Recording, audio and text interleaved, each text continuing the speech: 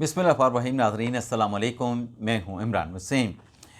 नाज़रीन, प्रोग्राम में सबसे पहले तो हम बात करेंगे जो बानी तहरीक इंसाफ इमरान खान से मुलाकात से मुतल्लिक जो अदालत का फ़ैसला सामने आया है, इस फ़ैसले की तफसीलात से अपने प्रोग्राम का आगाज़ करेंगे और इसके बाद हमारे ब्लॉग की जो दीगर अहम ख़बरें हैं, जिनकी हेडलाइन, जिनके टाइटल्स थंबनेल पे आप नाज़रीन ने पढ़े हैं, फिर उन ख़बरों की तफसीलात भी आपकी खिदमत में पेश करेंगे। तो प्रोग्राम का आगाज़ करने से पहले आपसे दरख्वास्त के चैनल को सब्सक्राइब कर लें, बेल आइकॉन का बटन प्रेस करें। वीडियो पसंद आए तो इसे लाइक और शेयर ज़रूर कीजिएगा। नाज़रीन, आज कई हफ्तों के बाद जो बानी तहरीक इंसाफ इमरान खान और PTI के दीगर रहनुमाओं के ख़िलाफ़ जो GHQ रावलपिंडी हमला केस है और इसके अलावा 9 मई के जो दीगर मुकदमात हैं, उनकी आज रावलपिंडी ATC अदालत में समाअत हुई है। आज की अदालती कार्रवाई में इमरान खान साहब की हाज़िरी लगाई गई अदालती रोबकार पर, शाह महमूद कुरैशी साहब की हाज़िरी लगाई गई अदालती रोबकार पर। कमरा अदालत में वीडियो लिंक की सहूलत मैसर नहीं थी, लेकिन आज प्रोसीडिंग में जो इमरान खान साहब के वकील हैं इस केस में, एडवोकेट फैसल मलिक साहब, उनकी तरफ से अदालत से, जज साहब से ये कहा गया कि चूँकि ये बड़े सेंसिटिव केसेस हैं और काफ़ी हफ्तों के बाद यह मुकदमा समाअत के लिए लगा है, तो हमें अपने क्लाइंट से मशवरा करना है। फैसल मलिक साहब ने कहा कि इस केस में फर्दर प्रोसीडिंग के लिए इमरान खान साहब के इंस्ट्रक्शंस लेना ज़रूरी है और इंस्ट्रक्शंस के लिए क्लाइंट के साथ मुलाकात होनी चाहिए। खान साहब के वकील ने कहा कि आज आप हुक्म ये जारी करें कि बानी तहरीक इंसाफ इमरान खान के साथ हमारी मुलाकात करवाई जाए और अगर अडयाला जेल के इंतज़ामिया अदालत के हुक्म पे हमारी मुलाकात नहीं कराते हमारे क्लाइंट इमरान खान के साथ, तो फिर इस सूरत में अदालती ऑर्डर की वायलेशन करने पे, तौहीन अदालत करने पे हम अडयाला जेल के इंतज़ामिया के ख़िलाफ़ जो है वो कंटेम्प्ट की एप्लीकेशन फ़ाइल करेंगे। अब जज साहब ने ये दलाइल सुने और दलाइल सुनने के बाद जज साहब ने, अमजद अली शाह साहब ने मुलाकात की जो दरख्वास्त थी फैसल मलिक साहब की, उस दरख्वास्त को एंटरटेन नहीं किया।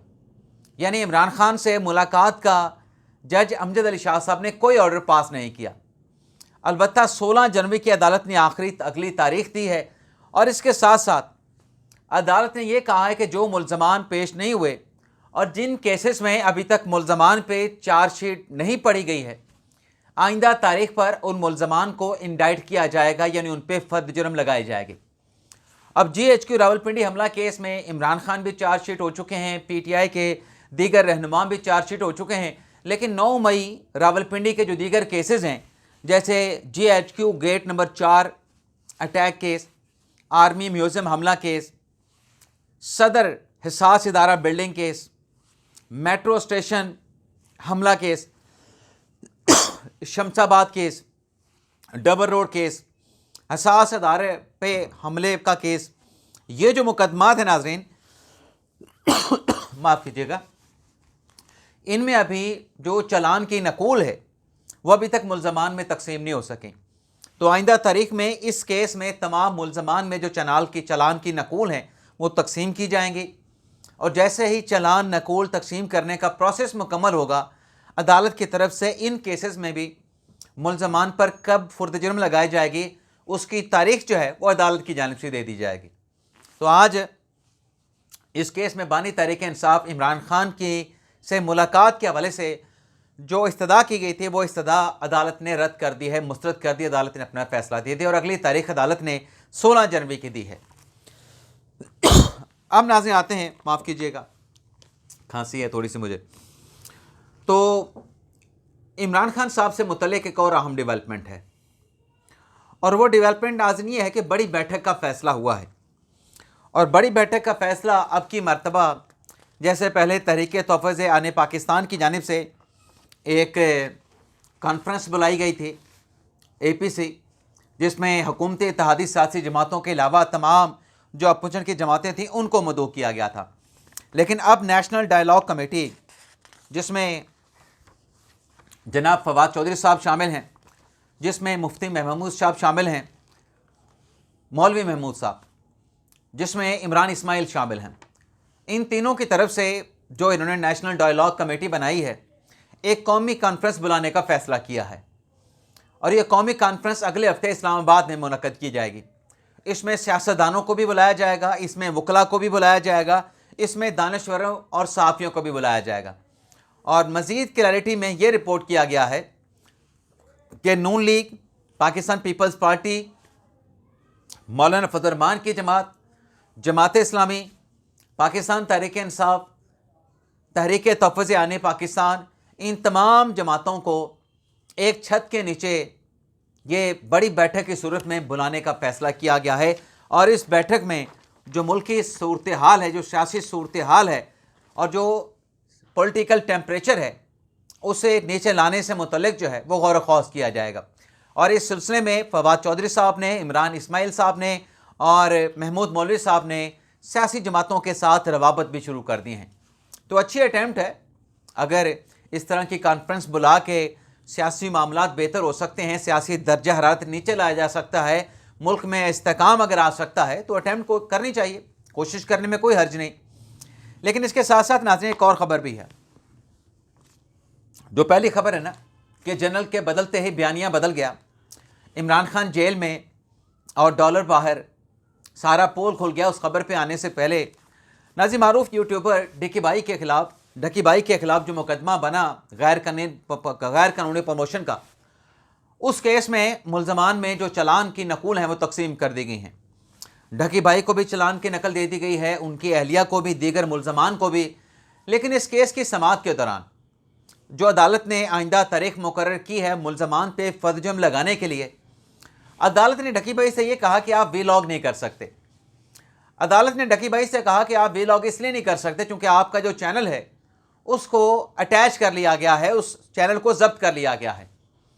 ڈکی بھائی نے کہا کہ ہمیں سمجھ نہیں آتی کہ ہمیں ولاگنگ کرنے سے کیوں روکا جا رہا ہے، ہم اپنے چینل کے اوپر تو ولاگنگ نہیں کر رہے، اپنے چینل پہ تو اپنا ولاگ پبلک نہیں کر رہے، اپلوڈ نہیں کر رہے، نہ جانے ہمیں کیوں روکا جا رہا ہے۔ اس پر عدالت نے یہ کہا، جج صاحب کا یہ کہنا تھا کہ آپ اپنے پرسنل چینل پہ جو کہ ایف آئی اے نے، این سی سی آئی نے اٹیچ کر رکھا ہے، ضبط کر رکھا ہے، اس پہ آپ ولاگ نہیں کر سکتے۔ اس کے علاوہ اگر آپ ولاگنگ کرنا چاہتے ہیں وہ آپ کو کرنے کی، آپ پر کسی قسم کی کوئی پابندی نہیں، لیکن آپ کا جو اپنا چینل ہے اس کے اوپر آپ ولاگنگ کریں گے تو یہ غیر قانونی ہوگی اور اس کے لیے آپ کو عدالت سے اجازت لینا پڑے گی۔ تو یہ ناظرین یہ ڈیولپمنٹ ہوئی ہے۔ اب ناظرین آ جاتے ہیں جو ہماری ٹاپ سٹوری ہے، جس کی پہلی دو لائنیں آپ نے تھم نیل پہ پڑھی ہیں، سرخی کی صورت میں، ہیڈ لائن کی صورت میں۔ معاملہ ناظرین یہ ہے کہ آج معروف دانشور، صحافی، اینکر، تجزیہ کار سہیل وڑائی صاحب نے ایک کالم لکھا ہے۔ اب اس کالم کا جو ٹائٹل ہے وہ یہ ہے کہ الٹے ہور زمانے آئے، پنجابی کا ٹائٹل انہوں نے دیا ہے۔ اب میں اس میں سارا تو نہیں پڑھنا چاہوں گا، آغاز تھوڑا سا میں آپ کو پڑھ کے کہ وڑائی صاحب نے آغاز میں کیا لکھا ہے اور اس میں کیسے وہ بھگوڑے جو پاکستان چھوڑ کے چلے گئے، جو پہلے جمہوریت کے دشمن تھے، آزاد صحافت کے دشمن تھے، آج کل وہ جمہوریت اور آزاد صحافت کے ترم خان کیسے بنے ہوئے ہیں، انہیں سہیل وڑائی صاحب نے بے نقاب کیا ہے۔ اس آرٹیکل کے ذریعے، اس کالم کے ذریعے سہیل وڑائی صاحب نے ان دوغلے چہروں کو ننگا کیا ہے۔ اب اس کے ابتدا میں تو وڑائی صاحب یہ لکھتے ہیں کہ بابا بلے شاہ اپنی ایک مشہور کافی میں زمانے کے الٹ پھیر کا ذکر کیا ہے۔ بلے شاہ کا زمانہ تھا یا آج جھولے شاہ کا زمانہ ہے، زمانہ واقعی الٹ ہو گیا ہے۔ بلے شاہ نے کہا کہ کاں لنگڑوں مارن لگے چڑیاں جڑے ڈھائے، یہ انہوں نے پنجابی کا شعر ہے، میں اس کو سکپ کر کے جو چیز آپ کو آگے چل کے بتانا چاہتا ہوں نا، جو سنانا چاہتا ہوں وہاں پہ ڈائریکٹ پہ آ جاتا ہوں، لیکن مدعے کی بات کرتے ہیں۔ وڑائی صاحب نے لکھا یہ ہے کہ بلے شاہ کے زمانے میں بھی جھوٹ بولنے والوں کو دھکے کھانے پڑتے تھے اور جھوٹ بولنے والے خوش آمدی بڑوں کی محفل کا حصہ بنتے تھے، کنگلے علم و دولت سے خالی، کدھر چلا گیا، ہاں، علم و دولت سے خالی آگے آگے ہو کر بیٹھتے تھے اور بیک بینچر یا پیچھے بیٹھنے والوں کو فرش کے کونے میں جگہ ملتی تھی۔ آج جھولے شاہ کے دور میں بھی کچھ نہیں بدلا۔ آج کے بہادر بھگوڑے پچھلے دور میں مقتدرہ کے چمچے اور کانٹے تھے، انہی کے کہنے پہ نوکریاں لیتے تھے، بغیر میرٹ کے بڑی بڑی تنخواہیں پاتے تھے، مقتدرہ کی طرف سے سیاست دانوں، صحافیوں اور جمہوریت کے خلاف دی گئی کہانیاں کرپشن کے خلاف جہاد کے طور پہ پیش کرتے تھے، اب یہ سب مانتے ہیں کہ ہم جھوٹے کاغذوں کی مدد سے جعلی کہانیاں بنا کر جمہوریت کی بنیادوں کو کمزور کرتے رہے۔ یہ عمران ریاض خان صاحب نے کہا تھا کہ ہمیں آپ ہی تو بتاتے تھے کہ فلاں شریف خاندان، زرداری خاندان کرپٹ ہے۔ یہ نام لیے بغیر بڑائی صاحب نے اپنے عمران ریاض خان صاحب کا اور ان کے جو چیلے ہیں اس طرح کے، یا ان سے جڑے جو دیگر کردار ہیں، ان کا ذکر کیا ہے۔ آگے بڑائی صاحب لکھتے ہیں کہ دلچسپ امر یہ ہے کہ کل تک جمہوریت پر تیر برسانے والے آج کل جمہوریت کے چیمپئن بنے ہوئے ہیں۔ واقعی الٹے ہور زمانے آئے، جمہوریت کے دشمن بھی یہی تھے، آج کل جمہوریت کے سخن بھی یہی ہیں۔ کل تک یہ میڈیا کی آزادی کے خلاف تقریریں کیا کرتے تھے، آزاد صحافیوں کو لفافہ کہہ کے جھوٹی کہانیاں سنا کے ان کا تمسخر اڑایا کرتے تھے۔ حامد میر کو گولیاں لگی تو یہی صاحبان انہیں پلاسٹر کی گولیاں کہہ کر مذاق اڑاتے تھے۔ ایک میڈیا مالک کو جیل بھیجا گیا تو یہ اس کے حق میں دلائل دے کر ثابت کرتے رہے کہ صحافیوں کا اصل مقام تو جیل ہے۔ احمد نورانی کو مار پڑی تو کہتے تھے لڑکی کا چکر ہے، صحافت کا مسئلہ نہیں۔ یہی وہ لوگ ہیں جو کہتے تھے کہ میڈیا کی آزادی ریاست کے مفادات سے بڑی تو نہیں۔ یہی بیان دیا کرتے تھے کہ آزادی بے لگام نہیں ہوتی، اب یہی سب بہروپیے عمران ریاض خان جیسے یہی سب بہروپیے میڈیا پر پابندیوں پر آنسو بہانے اور آہذاری میں شریک ہیں۔ یہ چاہتے ہیں کہ انہیں تب بھی درست مانا جائے اور انہیں اب بھی درست مانا جائے۔ یہ کہتے ہیں کہ انہیں کہا جائے کہ یہ تب بھی سچے تھے، یہ آج بھی سچے ہیں۔ یہ مقتدرہ کے ساتھ ہوں تو مقتدرہ اچھی ہوتی ہے، اس کے ظلم اور پابندیاں حلال ہوتی ہیں۔ یہ مقتدرہ کے خلاف ہو جائیں تو مقتدرہ بری ہوتی ہے، اس کے ہر عمل کو ظلم اور اس کی ہر پابندی کو حرام قرار دیا جائے۔ یہی اصول ان کے لیے موم کی ناک ہے جو ان کی مرضی سے اپنا رخ بدل لے۔ واقع الٹے ہور زمانے ہوئے۔ آگے لکھتے ہیں، اب وہ جنرل بدل گیا، بیانیہ بدل گیا، اس پہ آتے ہیں۔ بڑائی صاحب لکھتے ہیں کہ بہادر بھگوڑے جنرل باجوہ کو بھگوان اور فیض حمید کو بلوان مانتے تھے۔ پھر ابا جان تبدیل ہوئے تو میر جعفر ٹھہرے۔ جنرل باجوہ کو میر جعفر میر صادق کہا گیا اور خود یہ سراج الدولہ بن گئے، حالانکہ یہ تو میر جعفر کے تفتل دولہ تھے۔